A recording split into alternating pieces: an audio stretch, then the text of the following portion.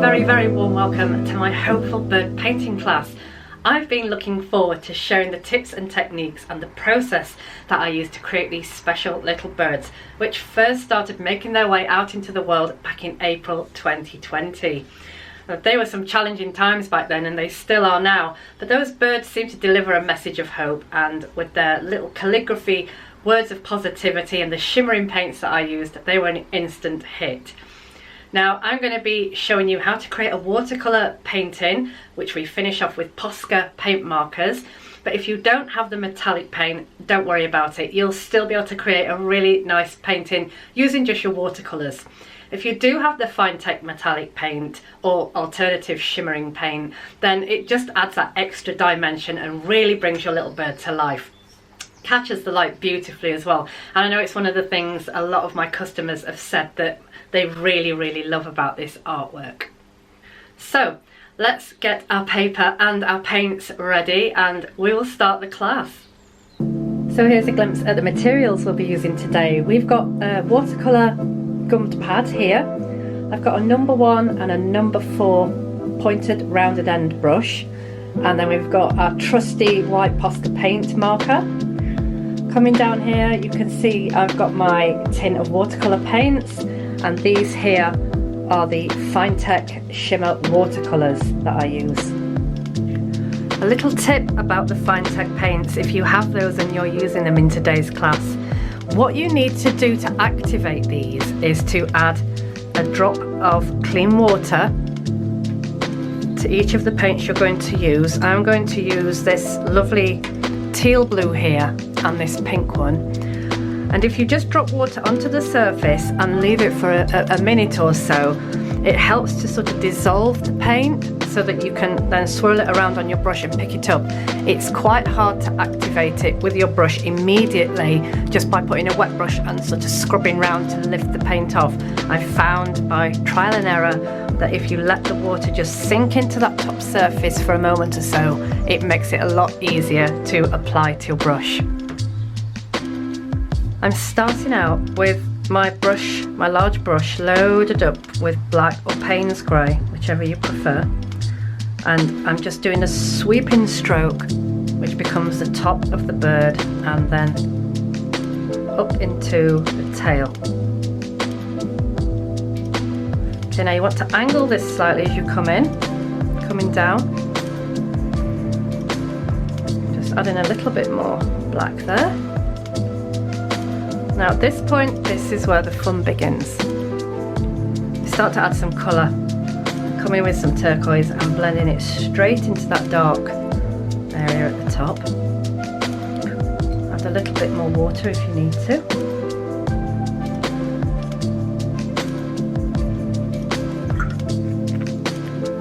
Some darker blue. Come round on its little underbelly like that. The idea is that we want the tummy and the tail to meet up here, so let's come back with some turquoise and just carefully join those up. If you get a little glitch like this here, don't worry, just add a little bit of water onto your brush and just pull the paint out to surround it like that. So you've got that nice outline. Now I'm going to add some pink here.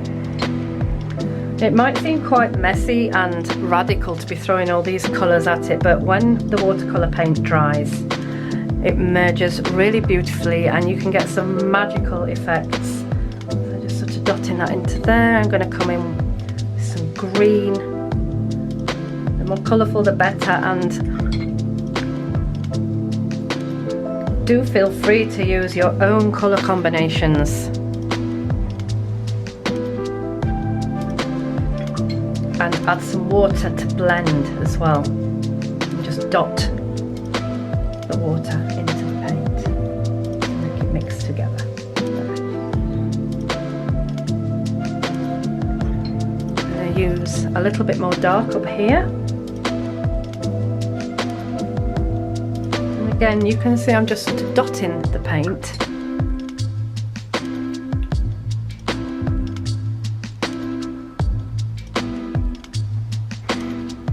Now while the paint's wet, I like to tip the paper and allow the paint to run a little bit. You can just sort of see it happening here. The paint's running into the other colours, and that's fine. We want that. Let's see how it's running down there. When it dries, this is going to be amazing. So tilt your paper until you're kind of happy with how it looks. And then before it dries completely, we're going to use, if you're using the metallic paints at this stage, if you're just using the watercolour, let it dry as it is now. But for those of you who have the metallic shimmer paint, I've just loaded my brush with this turquoisey teal shade, and I'm going to come on and paint into this area here where you have the light turquoise. Don't be frightened to put plenty of water on your brush as well. Just dot it so it blends into the other areas. Coming in with a bit of pink now.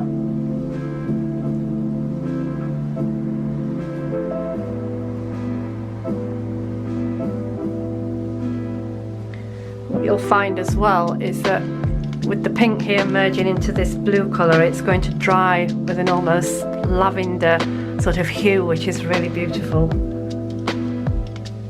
The magic of watercolours is that it's completely magical. It sort of has its own alchemy, and the outcomes are absolutely unique every single time. Applying some dark paint to your small brush now, we're going to add some little legs and feet and a beak. So the legs are very simple. You just come down with a very thin line and add 3 smaller lines for the feet.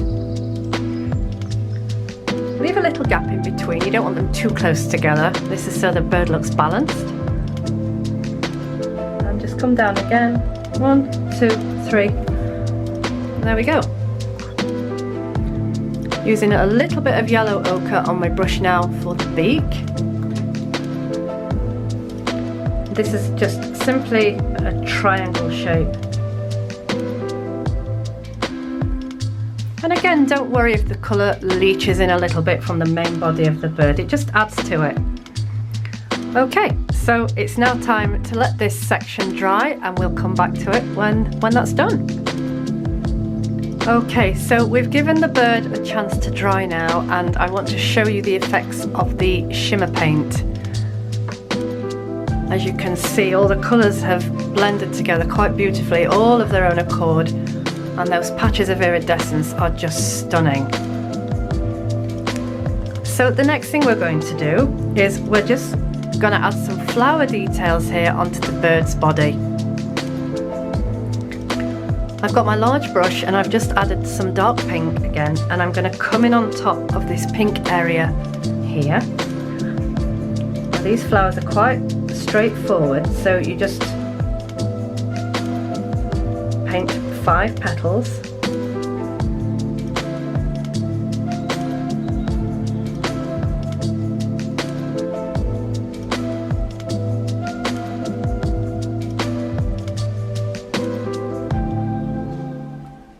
And there we have a beautiful flower, and with the iridescent paint you'll see that it still actually comes through a little bit. And in this area here, I'm going to do the same kind of flower again, a little bit smaller, using the turquoise paint.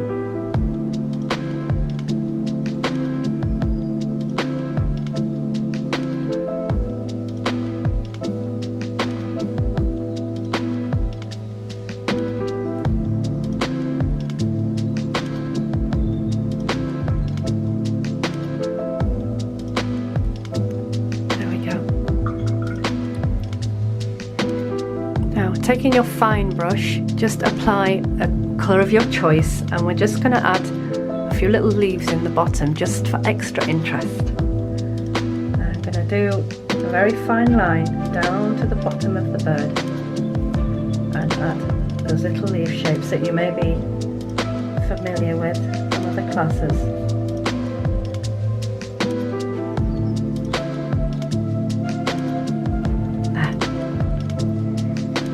I think I'm going to put another one in, just make it a little bit darker, and add one here as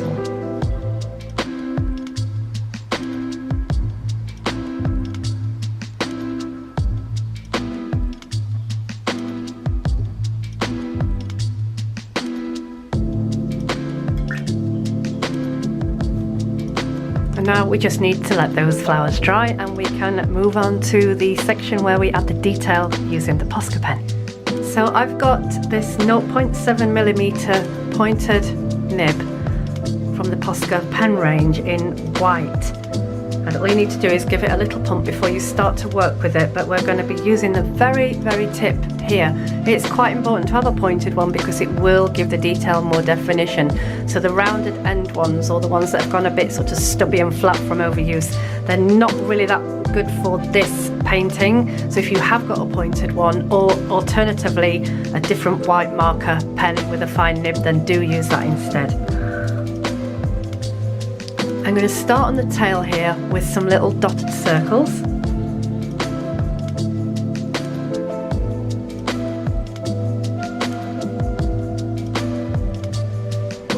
So building it up.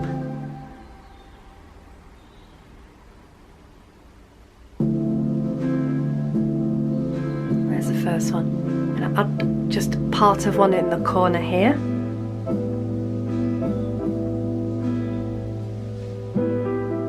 And again, please feel free to use artistic license and pop these wherever you like. You may have seen or remember from some of the Hopeful Bird artwork that I sometimes just do straight lines down the tail as well. So again, that's another option that you could use in your artwork too.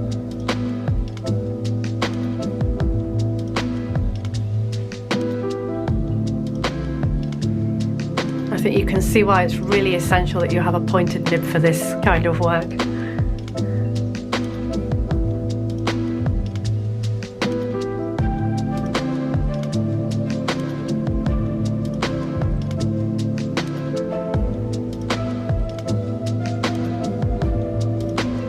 Now the next thing I'm going to do is give this little guy an eye, and it is literally as straightforward as a small dot like so. And then we're going to start adding detail around the neck area and then moving into the feathers and chest. So what I like to do is add a few little necklaces, shall we call them, of dots up close to the eye. That just creates him a little face. And I usually do 2 or 3 of these, and I think we'll add 3 today.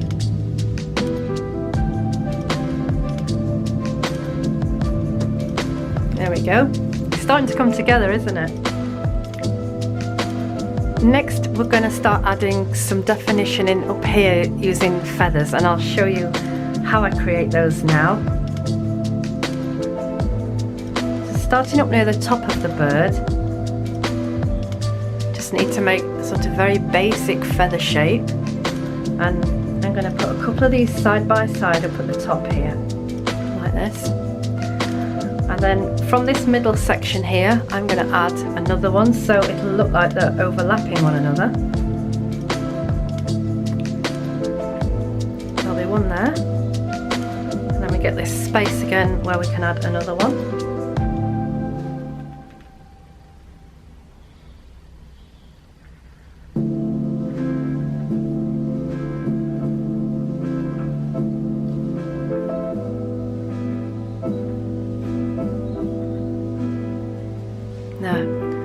And now we're going to add some detail. So I draw a line about just over halfway up each of the feathers, down to the tip there.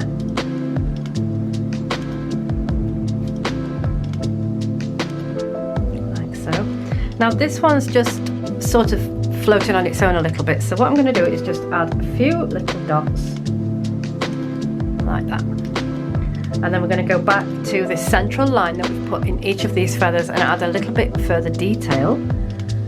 And we're just going to draw lines up that side like that and bring them down on the other like that. So they sort of join together. And you need to do that on all of them.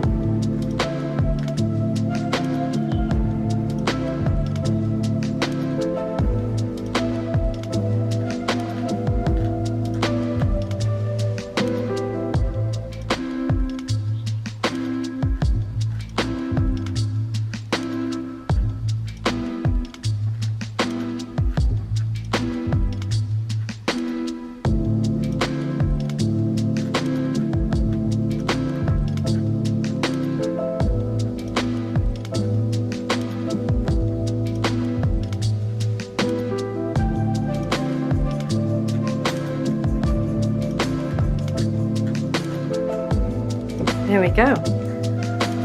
And now in this area I'm going to add some little V shapes which will give the impression of smaller feathers, so you can be very random with this.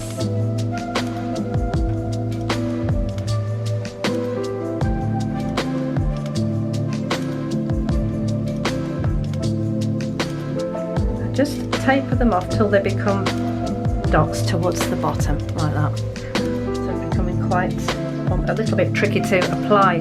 Even with a small nib like this, I have to sort of concentrate for the really tiny ones. And don't worry if you go over the petals of your flowers, that's absolutely fine.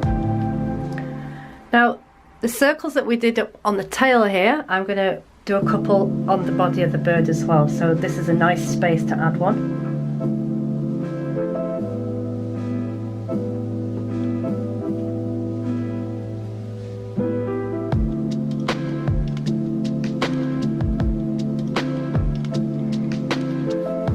Here as well.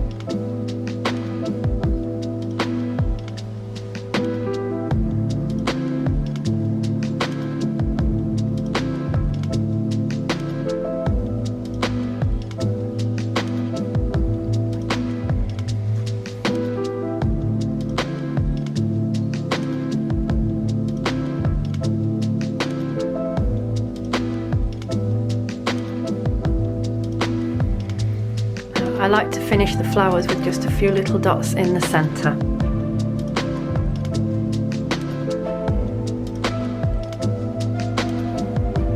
Just to help give them a little bit of definition. There we go. What about that? Well, there we have it. Our hopeful bird is complete. I think he looks absolutely stunning.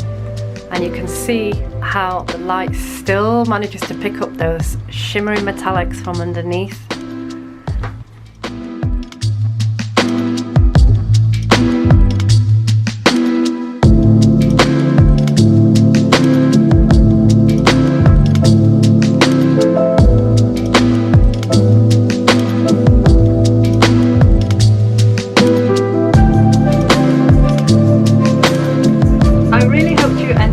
The class today. I've really enjoyed sharing that tutorial with you, and once again, doesn't the watercolour always end up working its magic? It never ever fails to impress me the way the paint dries at the end. It is never anything like the way you apply it when you're sort of daubing it on and dotting it about.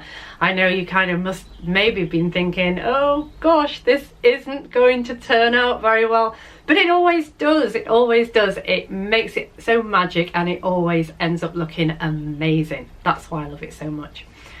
Anyway, if you've got any feedback or comments about the class today, just let me know in the comments below the video.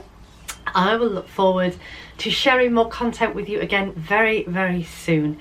Thank you for being a part of this community and for sharing this journey with me. It's absolutely wonderful to have you here. I really appreciate it, and I will look forward to seeing you again soon. Bye for now.